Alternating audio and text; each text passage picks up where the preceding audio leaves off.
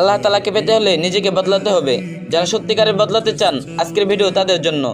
ধাপ 1, আপনার ঈমানকে মজবুত করুন। ছোট হোক বা বড়, সব শিরককে না বলুন। আল্লাহ ছাড়া কাউকে ভরসা করবেন না। সাহায্য চাবেন কেবল তার কাছেই, তিনি সকল ক্ষমতার মালিক। ধাপ 2, সালাতের প্রতি অটল থাকুন।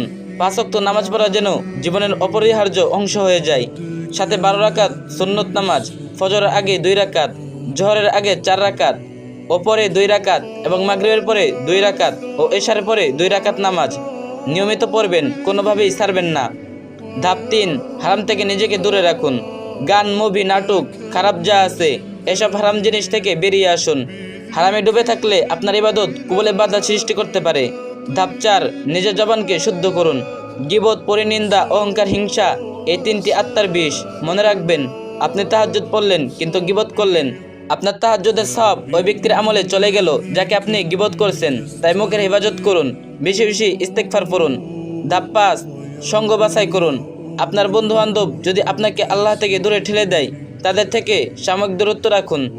একাকিত্বে কাটান কিছু সময়, মৃত্যু নিয়ে ভাবুন, সিজদা দীর্ঘ করুন, তাতেই আল্লাহর সঙ্গে সম্পর্ক গড়ে উঠবে ইনশাল্লাহ। ধাপ 6, কোরআনের সাথেই আপনার উচ্চ মর্যাদা।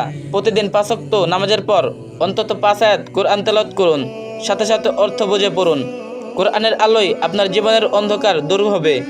ধাপ 7, নারীদের জন্য বিশেষ পরামর্শ। আল্লাহর হুকুম অনুযায়ী পর্দা করুন। গায়রে মাহরামের সামনে যাওয়া, সুন্দর কণ্ঠে কথা বলা সব পর্দার পরিপন্থী। ধাপ 8, ফিতনা থেকে মোবাইলকে মুক্ত করুন। আজই ডিলিট করে দিন গান, সিনেমা, মুভি যা আপনাকে গুনাহের দিকে নিয়ে যাচ্ছে। ধাপ 9, আজানের জবাব দিন। প্রতিদিন 5 বার আজানের জবাব দিন, মাত্র 2-3 মিনিট, কিন্তু এর ফজিলত অগণিত। এরপর দোয়া করুন, কারণ আজান ও ইকামতের মধ্যবর্তী সময় দোয়া কবুল হয়। ধাপ 10, প্রতিদিন 100 বার করে পড়ুন সুবহানাল্লাহ, আলহামদুলিল্লাহ, আল্লাহু আকবার, লা ইলাহা ইল্লাল্লাহ, আস্তাগফিরুল্লাহ, সুবহানাল্লাহি ওয়া বিহামদিহি, সুবহানাল্লাহিল আযীম, লা হাওলা ওয়ালা কুওয়াতা ইল্লা বিল্লাহ। দুরূদ শরীফ এগুলো আল্লাহর কাছে সবচেয়ে প্রিয় বাক্য। ধাপ 11, তাহাজ্জুদের প্রস্তুতি নিন। এশার নামাজের পরে দ্রুত ঘুমিয়ে পড়ুন। তাহাজ্জুদ ও ফজরের জন্য নিয়ত করুন। ঠিক সময় জেগে উঠবেন ইনশাল্লাহ।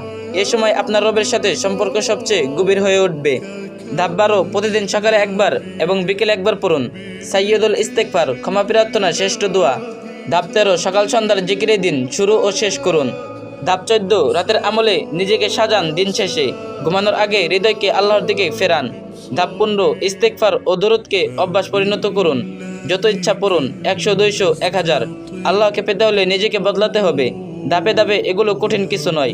আজই শুরু করুন।